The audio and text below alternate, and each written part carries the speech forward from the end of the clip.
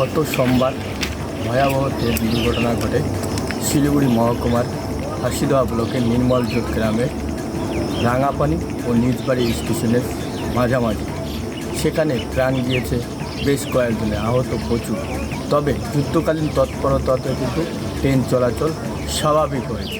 তবে এখনও কিন্তু কাজ চলছে এই রেল লাইনে, সেই দৃশ্য একটু দেখানোর চেষ্টা করছি। রেলের যা কর্মীরা রয়েছে তারা এখানে রয়েছে, কাজ করছে। অন্যদিকে জানিয়ে রাখি, চারিদিকে কিন্তু ঘিরে দেওয়া হয়েছে, কারণ ও সাইডে ওই রেল লাইনের ওপারেই কিন্তু রয়েছে সেই বগিগুলি ডুমডুম ছেড়ে গিয়েছিল জেনারেল বগি। অন্যদিকে কিন্তু পার্সেল বগি যে রয়েছে সেটা কিন্তু এখানে রয়েছে। পাশাপাশি জানিয়ে দিই যে ইঞ্জিন, সেই ইঞ্জিনের যে মালবাহী যে ইঞ্জিন, সেই ইঞ্জিনের সামনে যে সকার ছিল সেই সকারও কিন্তু এখানে ভেঙে পড়ে রয়েছে। অন্যদিকে জানিয়ে রাখি, স্থানীয় বাসিন্দারাই প্রথমে কিন্তু উদ্ধার কাজে হাত লাগিয়েছে। তবে সেদিন ঈদ থাকায় তারা ঈদগাহ থেকে নামাজ পড়েই কিন্তু বাড়ি ফিরছিল বেশ কিছু যুবক। তারা কিন্তু ঘটনার শব্দ দেখেই এবং ঘটনাস্থলে এসেই কিন্তু উদ্ধার কাজে হাত লাগায়। তারাই কিন্তু উত্তরবঙ্গ মেডিকেল কলেজ হাসপাতালে পাঠিয়েছে তাদের পার্সোনাল গাড়ি এবং নিজেদের বাড়িতে থাকা ছোট ছোট গাড়িতে করে কিন্তু হাসপাতালে পাঠিয়েছে। তাদের যে যারা উদ্ধার করেছে প্রথমত স্থানীয় বাসিন্দারা, যুবকরা, তাদের কিন্তু অভিজ্ঞতা তারা আমাদেরকে জানিয়েছেন।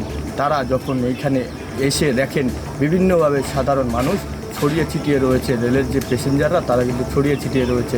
কেউ বলছে আমাকে বাঁচাও, কে বলছে আমাকে বাঁচাও। তারা কিন্তু যুদ্ধকালীন তৎপরতাতে উদ্ধার করে কিন্তু উত্তরবঙ্গ মেডিকেল কলেজ হাসপাতালে পাঠিয়েছে।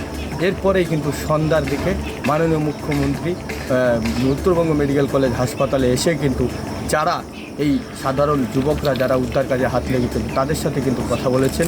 পাশাপাশি তাদেরকেও কিছু কিন্তু উপহারও তিনি দিয়ে গেছেন। তবে আশ্বাস দেওয়া হয়েছে তাদের কিছু একটা করে দেওয়া হবে। অন্যদিকে কেন্দ্রীয় সরকারের তরফ থেকে কিন্তু যারা উদ্ধার কাজে হাত লাগিয়েছিল যুবকরা, তাদের সাথে কিন্তু কোনোভাবে যোগাযোগ করা হয়নি। তবে ব্লক প্রশাসনের তরফ থেকে কিন্তু একটি তালিকা, কিন্তু সেই যুবকদের তালিকা কিন্তু পাঠানো হয়েছে জেলা শাসকের দপ্তরে। তবে তারাও এখন আশায় একটি বুথ রেখেছে যে পড়াশোনা করে তারা এখনও কোনো কিছু পায়নি। তবে সাধারণ মানুষের এই উপকার করে তারা কিন্তু অনেকটাই আনন্দ এবং গর্ববোধ মনে করছেন তারা। সেদিন একটা ভয়াবহ দৃশ্য, যখন আমরা নামাজ পড়ে বাড়ি যাব, ঈদগাহ মাঠে ছিলাম, তখন একটা খুবই জোরে আওয়াজ হয়, ভূমিকম্পের মতো মাটি কেঁপে যায়। তখন আমরা সবাই দৌড়াদৌড়ি করে ট্রেন লাইনের ওদিকে যাই, দেখি একটা ভয়াবহ দৃশ্য, দুইটা ট্রেন অ্যাক্সিডেন্ট হয়ে গেছে। সেখানে চিৎকার আর কান্না, মানুষের হাহাকার। যখন আমরা প্রথমে পৌঁছাই, সবাই বলে দাদা আমাকে বাঁচাও, বলে ভাই আমাকে বার কর।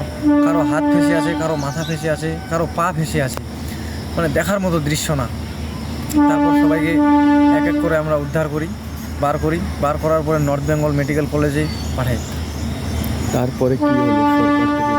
তারপরে আধা ঘন্টার মধ্যে 30 মিনিটের মধ্যে আমাদের হাসিদোয়ার লোকাল পুলিশ, থানার পুলিশ আসে, আরপিএফ 2 ঘন্টা পর আসে। পুলিশ আমাদের অনেক সহযোগিতা করছে, হেল্প করছে। প্রথমে অ্যাম্বুলেন্স একটা, আমাদের কাছে পেশেন্ট 30-40টা পেশেন্ট আমরা বার করে ওখান থেকে রিকভারি করে, ওখানে অ্যাম্বুলেন্স ঢুকবে না, রোডে নিয়ে আসছি, সবাইকে কাঁধে তুলে কলে করে রোডে নিয়ে আসছি। পুলিশ অনেক সহযোগিতা করছে। পুলিশের ভ্যানে করে আমরা পেশেন্টকে নর্থ বেঙ্গল মেডিকেলে পাঠাই। তারপরে সরকার থেকে কিছু বলেছে। তারপরে বিকালবেলা আমাদের যে মমতা ব্যানার্জি মুখ্যমন্ত্রী আসছিল আমাদের, ওখানে আমাদেরকে ডাকেন, বিডিও সাহেব আমাদেরকে নিয়ে যায়। সেখানে মুখ্যমন্ত্রী আমাদেরকে ধন্যবাদ জানায়, আমাদেরকে গিফটও করে মিষ্টি দেয় এবং আমাদেরকে পাঞ্জাবিও দেয়। তাই আমরা অনেক খুশি। মুখ্যমন্ত্রীর সাথে দেখা হয়েছে, মুখ্যমন্ত্রীর সাথে কথা হয়েছে, গর্বিত মনে হচ্ছে নিজেকে। তোমার নাম? আমার নাম মোহাম্মদ রাহুল। ভয়াবহ একটা ট্রেন দুর্ঘটনা, সবাই আতঙ্কজনক হয়ে পড়ে দেখে। তারপরে দেখার পরে সবাই যে যার মতো করে উদ্ধার কাজে লেগে পড়ছে। কারো বাচ্চা ফেঁসে আছে, কারো ছোটো ছোটো বাচ্চাগুলো ফেঁসেছিল, ওদেরকে কোলে করে বার করেছি।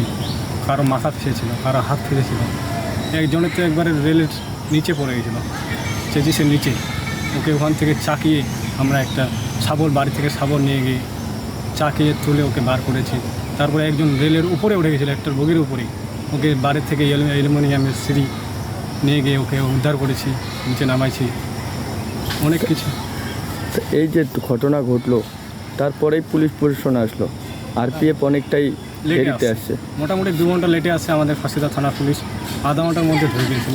ওরা অনেক হেল্প করেছে পুলিশ প্রশাসন অনেকটাই হেল্প করেছে। কিন্তু এই সেই রেলওয়ে পুলিশ তাড়াতাড়ি আসেনি, ওরা 2 ঘন্টা লেট করে আসছে। তারপরে সরকারিভাবে মমতা বন্দ্যোপাধ্যায় এসেছিলেন, কী বলে? আমাদের বিডিও সাহেব নিয়ে গেছিলো 10-12 জন ছেলেকে ওদের গাড়িতে করে ও নর্থ বেঙ্গল মেডিকেল কলেজে। তারপরে ওখানে মমতা বন্দ্যোপাধ্যায়ের সাথে আমাদের কথা হলো, উনি শুভেচ্ছা জানিয়েছেন। তবে এই যে রেল লাইনের এখনও কাজ চলছে, সেই দৃশ্যই কিন্তু ট্রাইব বাংলায় তুলে ধরার জন্য ইতিমধ্যে আমি কিন্তু গ্রাউন্ড জিরো থেকে দাঁড়িয়ে রয়েছি। শিলিগুড়ির থেকে ঋষি চ্যাটার্জি, ট্রাইব বাংলা।